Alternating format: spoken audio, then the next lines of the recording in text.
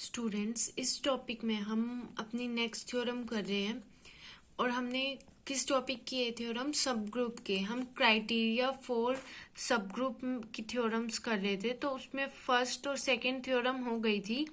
अगर आपने नहीं देखी है तो इससे पहले वो थ्योरम देखना, तभी ये समझ आएगी। अब हम थर्ड थ्योरम कर रहे हैं। इससे पहले जो हमने फर्स्ट थ्योरम करी थी उसका इसमें यूज है। एक बार वो उसकी स्टेटमेंट रीड आउट कर लेते हैं।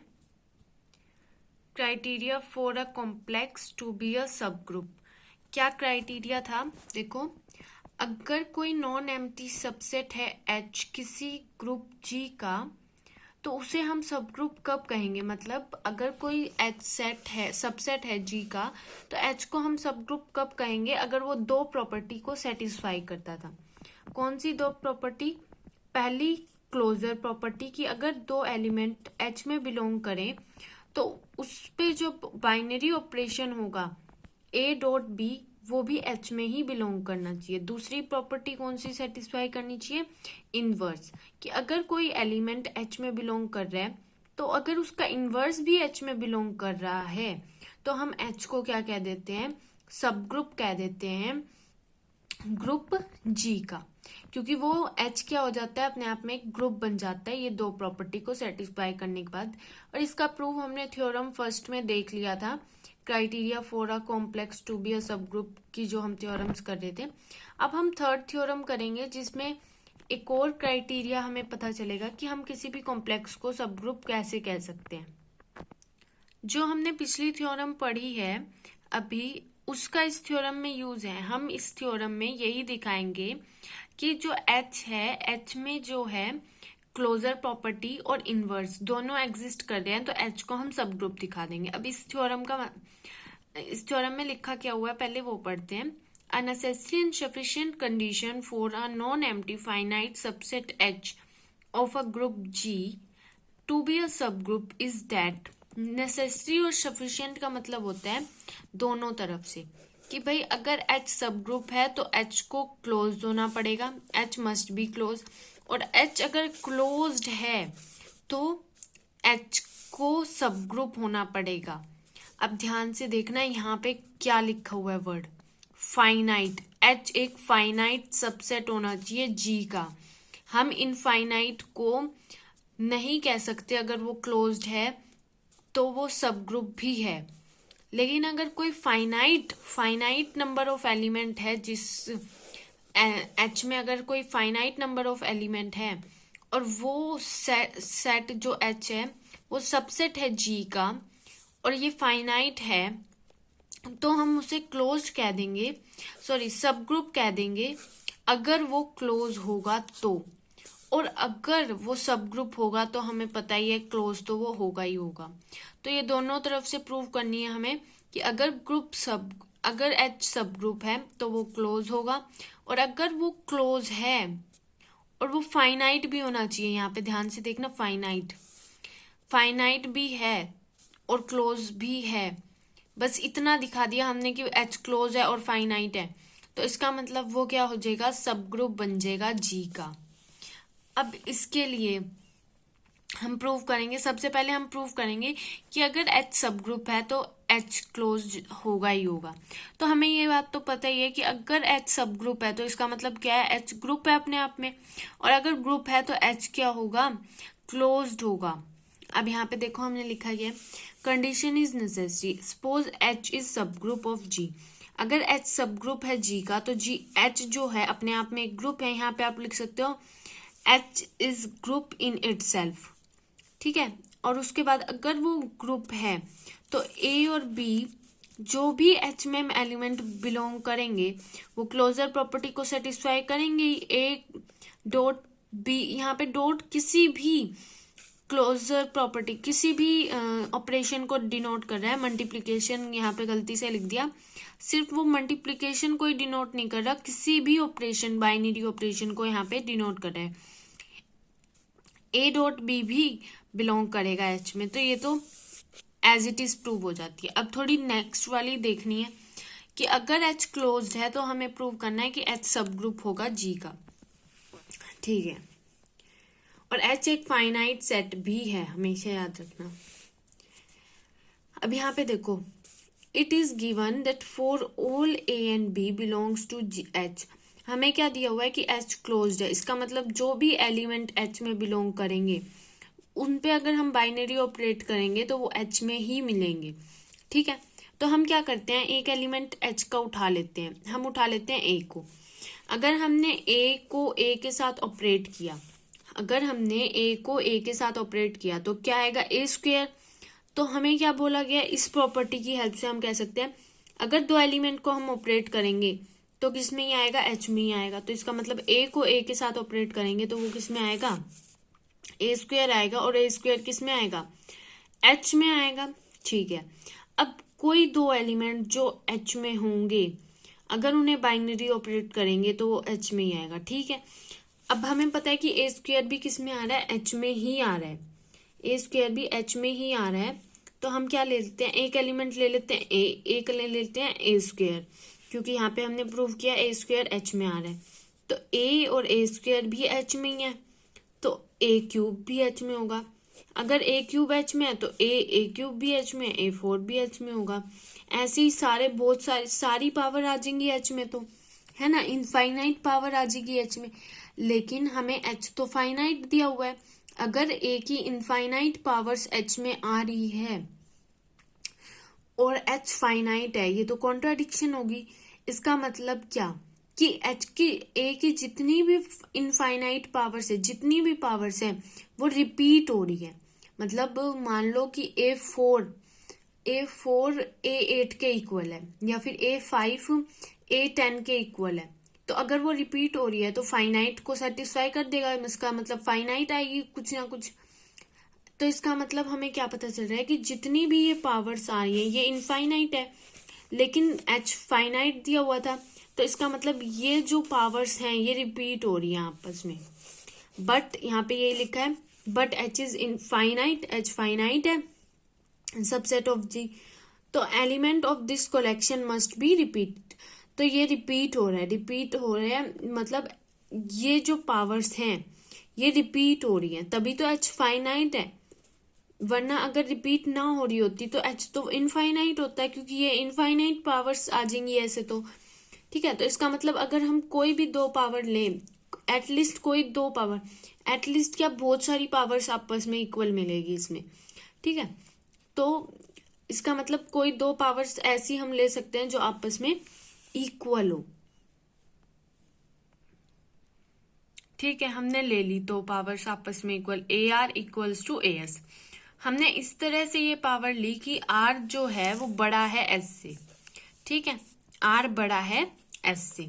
ठीक है, अब ये देखो जी हमें एक ग्रुप दिया हुआ है, तो ए एस, अगर देखो यहाँ पे ये जो हमने ए आर लिया है और ए एस लिया है, ये भी तो जी में बिलोंग करेगा। क्यों, क्योंकि एच जो है वो सबसेट है जी का, और सबसेट का मतलब क्या, जो एलिमेंट्स एच में है वो सारे एलिमेंट्स किस में होंगे, जी में।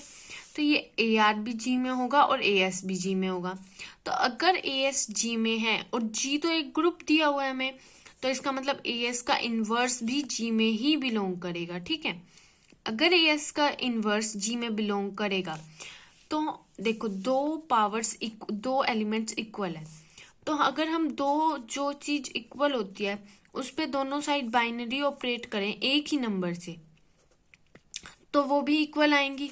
ठीक है, और हम कर क्यों पा रहे हैं ये, क्योंकि जी एक ग्रुप है तो हम कर सकते हैं, और जी एक ग्रुप है तो ए S dot A minus A की पावर माइनस एस, ये दोनों क्या आ जाएगी, आइडेंटिटी आ जाएगी। क्यों, ए एस और ए एस का इनवर्स के साथ अगर किसी के इनवर्स के साथ हम मल्टीप्लाई करते हैं तो वो हमें आइडेंटिटी दे देता है।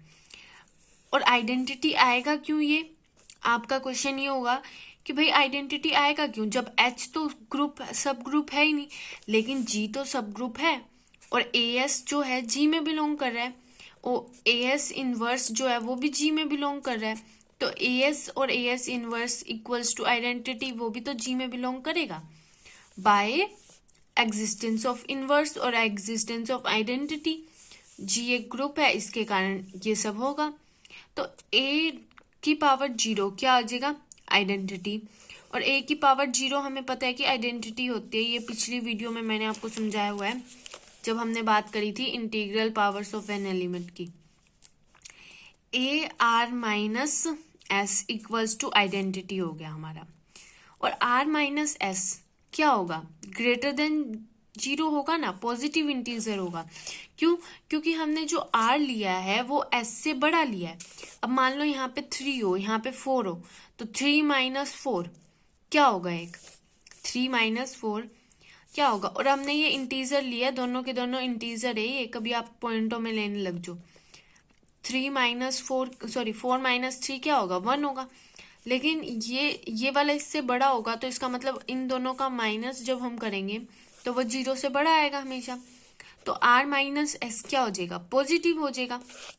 वरना यहाँ पे इस एस को दोनों साइड इनइक्वालिटी से माइनस कर दो, यहाँ से माइनस एस कर दो, यहाँ पे भी माइनस एस कर दो, r minus s greater than 0 आ जाएगा।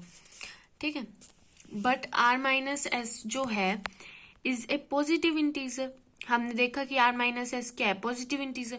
और अगर कोई पॉजिटिव इंटीजर है तो उसकी तो सारी पावर्स एच में बिलोंग करती थी, अभी तो देखी हमने थोड़ी देर पहले। रुको दोबारा से दिखाती हूँ, ये देखो हमने सारी की सारी ये पावर्स जो है एच में बिलोंग करती है। जितनी भी इंटीग्रल पावर है ए की, इंटीजर जितने भी है, जितनी भी इंटीजर पावर है ए की, पॉजिटिव इंटीजर, वो सारी एच में बिलोंग करती है। ठीक है, तो आर माइनस एस क्या है, एक पॉजिटिव इंटीजर, तो ये भी क्या करेगा, इसमें एच में बिलोंग करेगा। ए आर की पावर आर माइनस एस भी किस में बिलोंग करेगा, एच में। लेकिन ए आर माइनस एस, ए की पावर आर माइनस एस किसके इक्वल है, ई के इक्वल है, आइडेंटिटी के इक्वल है। तो आइडेंटिटी एच में बिलोंग कर रही है। हमने पहली चीज क्या प्रूव करनी थी, आइडेंटिटी एच में बिलोंग कर रही है। अब दूसरी चीज, अगर मैंने बताया था सब ग्रुप में आपको 2 चीज प्रूव करनी होती है, एक है क्लोज्ड हमें ऑलरेडी दिया होता है। अब हमें एच में अगर ये दिखा दे कि एच में इनवर्स भी एग्जिस्ट कर रहा है हर एलिमेंट का, तो हमारा काम हो जाएगा, एच एक सब ग्रुप बन जाएगा। तो अब हमने अगर आइडेंटिटी दिखा दी, एग्जिस्ट कर दिया, तो हम इनवर्स आसानी से दिखा सकते हैं। कैसे दिखाएंगे, देखो हैंस आइडेंटिटी एग्जिस्ट। अब हम कैसे दिखाएंगे इसको, ए आर माइनस एस क्या है, ग्रेटर देन इक्वल्स टू 1 होगा, या तो 1 होगा या फिर 1 से बड़ा होगा। 0 तो हो नहीं सकता। क्यों नहीं हो सकता 0? क्योंकि आर और एस, आर जो हमने लिया है वो बड़ा लिया है एस से, इक्वल नहीं लिया, बड़ा लिया है। तो इसलिए ये r minus S equals to 0 नहीं होएगा, या तो 1 होगा या फिर 1 से बड़ा होगा, क्योंकि ये दोनों एक इंटीजर्स हैं। आर भी इंटीजर है, एक एस भी इंटीजर है, और पॉजिटिव इंटीजर है दोनों के दोनों। अब देयरफॉर अगर ऐसा है तो यहाँ पे दोनों साइड हम माइनस कर देंगे 1 से। यहाँ पे क्या बन जाएगा, 0। यहाँ पे r minus s minus 1 greater than equals to 0 आ जाएगा। ठीक है, अब अगर ये ग्रेटर देन इक्वल्स टू 0 है तो भी तो वो एच में बिलोंग कर रहा है। क्यों कर रहा है, अब देखो, अगर 0 के इक्वल भी है, ए की पावर 0 के भी इक्वल है, ए रेज टू पावर 0 क्या होता है, आइडेंटिटी। और आइडेंटिटी किस में बिलोंग कर रही है, एच में बिलोंग कर रही है। यहाँ पे देखो आइडेंटिटी तो एच में बिलोंग कर रही है, हमने प्रूव कर दिया। तो ये 0 भी हो सकता है और 0 से बड़ा भी हो सकता है। तो ए की power r minus s minus 1 belongs to H. अब हमें ये प्रूव करना है बस कि इसका इनवर्स एग्जिस्ट करता है। ठीक है, इतना प्रूव करते ही हमारा काम हो जाएगा। देखो, अब आर माइनस एस किसके इक्वल है, आइडेंटिटी के इक्वल है, इतना हमें पता है। ए जो है वो बिलोंग करता है एच में, ए बिलोंग करता है, हमने लिया था। ठीक है, अब देखो आर माइनस एस जो है वो आइडेंटिटी के इक्वल है, ए बिलोंग कर रहा है एच में, आर माइनस आर ए की power r minus s minus 1 भी किस में बिलोंग कर रहा है, एच में। तो हम इसे तोड़ सकते हैं ना, ए की power r minus h s dot a की पावर माइनस 1 और डॉट ए कर दिया हमने, इसको ए से मल्टीप्लाई कर दिया, मतलब इसको ए, इस वाले टर्म को ए से मल्टीप्लाई कर दिया, बस इतना किया इधर। ठीक है, उसके बाद देखो, और ये है किसके इक्वल, ये क्या है, ये पूरा क्या है, ये तो आर माइनस एस ही तो है। ये ध्यान से देखो, अगर यहाँ पे 1 है और +1 कर दें यहाँ पे, तो -1 से 1 कट गया, r-s ही तो रह जाएगा ही। और r-s किसके इक्वल था? आइडेंटिटी। इसका मतलब ये पूरा का पूरा किसके इक्वल आ गया? आइडेंटिटी। तो इसका मतलब क्या? इसका मतलब ये कि ये भी H में बिलोंग करता है, ये भी H में बिलोंग करता है, और ये दोनों हमने आर्बिट्रेरी लिए हैं और इनकी वैल्यू आइडेंटिटी के इक्वल है। तो इसका मतलब इसका इन्वर्स क्या है? A है। तो AR-S-1 is the inverse of A। ठीक है, तो इसका मतलब इन्वर्स एग्जिस्ट करता है, और हमें यही प्रूव करना था कि इन्वर्स एग्जिस्ट करता है। अगर इन्वर्स एग्जिस्ट करता है तो एसोसिएटिविटी चाहे दिखाओ ना दिखाओ, वरना फर्स्ट थ्योरम से H को हम सब ग्रुप कह सकते हैं। Thank you for watching. हमें यही प्रूव करना था इसमें कि H सब ग्रुप है, और वो हमने प्रूव कर दिया by theorem first, criteria for a subgroup. Thank you for watching.